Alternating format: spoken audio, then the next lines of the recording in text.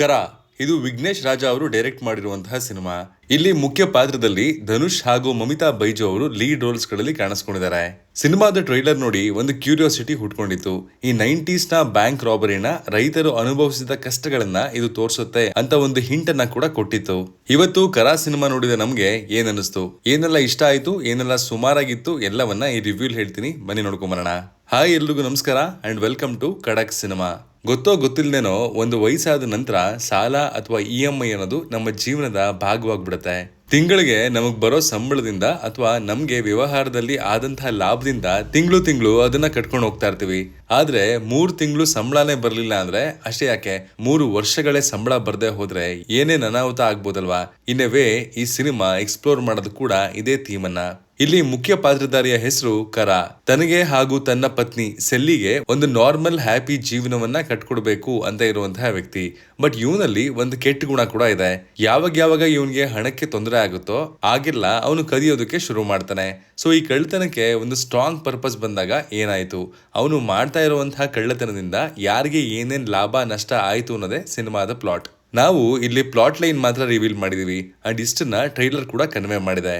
So ಕಥೆಯಲ್ಲಿ ತಿಳ್ಕೊಳ್ಳೋದಕ್ಕೆ ಇನ್ನೂ ಸಾಕಷ್ಟಿದೆ ಅಂತ ಹೇಳ್ತೀನಿ. ಸಿನಿಮಾದಲ್ಲಿ ನಮ್ಗೆ ಪರ್ಸನಲಿ ಖುಷಿ ಕೊಟ್ಟಿದ್ದು ಅಂಡ್ ನಮ್ಮನ್ನ ಸಿನಿಮಾಗೆ ಅಂಟಿಸಿ ಕೂರಿಸಿದ್ದು ಅಂದ್ರೆ ಅದು ಧನುಷ್ ಅವರ ಪರ್ಫಾರ್ಮೆನ್ಸ್. ಟ್ರೈಲರ್ ನೋಡಿದಾಗ ಏನಪ್ಪಾ ಮತ್ತೆ ಅದೇ ವಿಲೇಜ್ ಬಾಯ್ ಶೇಡ್ ಅಲ್ಲಿ ಹಣಕ್ಕೆ ಪರದಾಡುವಂತಹ ಶೇಡ್ ಅಲ್ಲಿ ಕಾಣಿಸ್ಕೊಳ್ತಾ ಇದ್ದಾರಲ್ಲ ಅಂತ ಅನ್ಸಿತ್ತು. ಬಟ್ ಸಿನಿಮಾ ನನ್ನ ಅನಿಸಿಕೆಯನ್ನ ಕಂಪ್ಲೀಟ್ಲಿ ಚೇಂಜ್ ಮಾಡಿ ಹಾಕಿದೆ ಅಂತ ಹೇಳ್ಬೋದು. ಇವರ ಕರಾ ಎಂಬ ಪಾತ್ರ ಒಳ್ಳೆಯವನು ಅಲ್ಲ, ಕೆಟ್ಟವನು ಅಲ್ಲ. ಕೆಟ್ಟವನಾಗೋದು ಅವನ್ಗೆ ಸಖತ್ ಸುಲಭ, ಆದ್ರೆ ಒಳ್ಳೆಯವನಾಗ್ಬೇಕು ಅಂತ ಅನ್ಕೊಂಡಾಗೆಲ್ಲ ಸಿಸ್ಟಮ್ ಹಾಗೂ ಸಮಾಜ ಅವನನ್ನ ತಡಿತಾ ಇರತ್ತೆ. ಅಂಡ್ ಇದೇ ಒಂದು ಗ್ರೇ ಶೇಡ್ ನಲ್ಲಿ ಪಾತ್ರನ ಪೋಣಿಸಲಾಗಿದೆ, which was brilliant. Mamitha Baiju ಅವರ ಪರ್ಫಾರ್ಮೆನ್ಸ್ ನಲ್ಲೂ ಒಂದು ಸ್ಪಾರ್ಕ್ ಇತ್ತು. ಎಮೋಷನಲ್ ಸೀನ್ಸ್ ನಲ್ಲಿ ಅವರು ಸಖತ್ ಸಾಲಿಡ್ ಆಗಿ ಪರ್ಫಾರ್ಮ್ ಮಾಡಿದ್ದಾರೆ. ಬಟ್ ಅವರ ಸ್ಕ್ರೀನ್ ಟೈಮ್ ಇನ್ನೂ ಜಾಸ್ತಿ ಇರಬೇಕಿತ್ತು ಅಂತ ಅನ್ಸಿದ್ದು ಸುಳ್ಳಲ್ಲ. ಬಿಗ್ ಅಪ್ರಿಸಿಯೇಷನ್ ಬರಬೇಕಾಗಿರೋದು ಇಲ್ಲಿನ ಸಪೋರ್ಟಿಂಗ್ ಆರ್ಟಿಸ್ಟ್ ಗಳಿಗೆ. ಪ್ರತಿ ಪಾತ್ರಕ್ಕೂ ತನ್ನದೇ ಆದಂತಹ ಒಂದು ಪರ್ಪಸ್ ಇದೆ. ಆ ಪಾತ್ರ ಈ ಕಥೆಯಲ್ಲಿ ಯಾಕಿರಬೇಕು ಅನ್ನೋದಕ್ಕೆ ಒಳ್ಳೆ ಜಸ್ಟಿಫಿಕೇಶನ್ ಕೂಡ ಇತ್ತು. ಸ್ಪೆಷಲ್ ಅಂತ ಅನ್ಸಿದ್ದು ಸೂರಜ್ ವೆಂಜರಮೂಡು ಅವರ ಕಾಪ್ ರೋಲು. ಮೊನ್ನೆಯಷ್ಟೇ ಯೂತ್ ಸಿನಿಮಾದಲ್ಲಿ ಆಸ್ ಅನ್ ಎಮೋಷನಲ್ ಫಾದರ್ ನೋಡಿದ್ವಿ. ಬಟ್ ಇಲ್ಲಿ ಖಡಕ್ ಕನ್ನಿಂಗ್ ಕಾಪ್ ಆಗಿ ಸ್ಕ್ರೀನ್ ಮೇಲೆ ಒಳ್ಳೆ ಇಂಟೆನ್ಸಿಟಿಯನ್ನ ತಂದಿದ್ದಾರೆ ಅಂತ ಹೇಳ್ಬೋದು. ಸಿನಿಮಾ ವಿಜುವಲಿ ಸಖತ್ ಸ್ಟ್ರಾಂಗ್ ಇದೆ. 90s ನ ಟೈಮ್ ಲೈನ್ ನಲ್ಲಿ ಕಟ್ಟಿರುವಂತಹ ವಿಧಾನ, ಆಗಿನ ಕಾರ್ಗಳು, ಬ್ಯಾಂಕ್ ಇದ್ದಂತಹ ರೀತಿ, ಆಗ ನಡೀತಾ ಇದ್ದಂತಹ ಇನ್ವೆಸ್ಟಿಗೇಷನ್ ನ ಶೈಲಿ ಎಲ್ಲವನ್ನ ತುಂಬಾ ಚೆನ್ನಾಗಿ ಸ್ಕ್ರೀನ್ ಮೇಲೆ ತಂದಿದ್ದಾರೆ ಅಂತ ಹೇಳ್ತೀನಿ. ಸಿನಿಮಾ ಸಖತ್ ಒಳ್ಳೆ ಸ್ಟಾರ್ಟ್ ತಗೊಳುತ್ತೆ. ಕರಾಸಾಮಿ ಅವನ ಲೈಫು, ಅವನ ಸರೌಂಡಿಂಗ್ಸು, ಅವನ ಸ್ಟ್ರಗಲು ಇವೆಲ್ಲವನ್ನ ಗ್ರಾಜುಯಲಿ ಬಿಲ್ಡ್ ಮಾಡ್ತಾ ಹೋಗ್ತಾರೆ. ನನಗೆ ಪರ್ಸ್ನಲಿ ಈ initial portions full first half ತುಂಬಾ ಇಷ್ಟ ಆಯ್ತು. ಯಾಕೆಂದ್ರೆ ಸಿನಿಮಾ ಹರಿ ಆಗಲ್ಲ, ಅವರು ವರ್ಲ್ಡ್ ಎಸ್ಟಾಬ್ಲಿಷ್ ಮಾಡೋದಕ್ಕೆ ಸಮಯ ತಗೊಂಡಿದ್ದಾರೆ.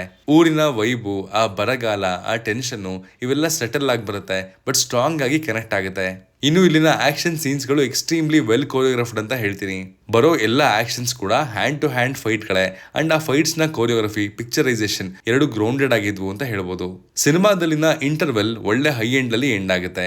ಅಂಡ್ ಇನ್ ಬಿಡಪ್ಪ ಸೆಕೆಂಡ್ ಹಾಫ್ ಇನ್ನಷ್ಟು ಸಾಲಿಡ್ ಡ್ರಾಮಾ ನೋಡೋದಕ್ಕೆ ಸಿಗುತ್ತೆ ಅಂತ ಅನ್ಕೊಂಡೆ. ಬಟ್ ಸೆಕೆಂಡ್ ಹಾಫ್ ನಲ್ಲಿ ಕತೆ ತಗೊಂಡಂತಹ ಡೈವರ್ಷನ್ ಅಷ್ಟೇನ್ ಖುಷಿ ಕೊಡ್ಲಿಲ್ಲ.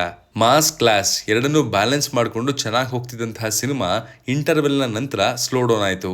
ಅಂಡ್ ಎಷ್ಟರ ಮಟ್ಟಿಗೆ ಅಂದ್ರೆ ಫೋನ್ ಎತ್ತಿ ನೋಡಿದ್ದು ಕೂಡ ಉಂಟು. ನನಗೆ ಪರ್ಸ್ನಲಿ ಈ ಶಿಫ್ಟ್ ಸ್ವಲ್ಪ ಡಿಸ್ಕನೆಕ್ಟ್ ಆಯ್ತು.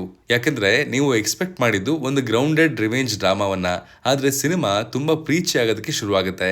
ಬಟ್ ಇಂಟರ್ವೆಲ್ ನ 20-30 ನಿಮಿಷದ ನಂತರ ಸಿನಿಮಾ ಬೌನ್ಸ್ ಬ್ಯಾಕ್ ಮಾಡುತ್ತೆ.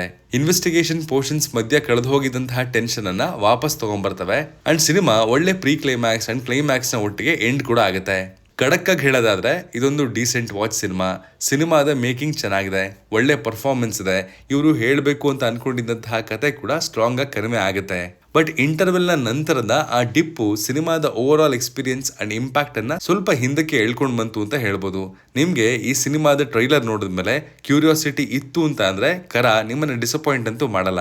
But keep your expectations low ಅಂತ ಹೇಳ್ತೀನಿ. ಇದಾಗಿತ್ತು ಕರಾ ಸಿನಿಮಾದ ರಿವ್ಯೂ.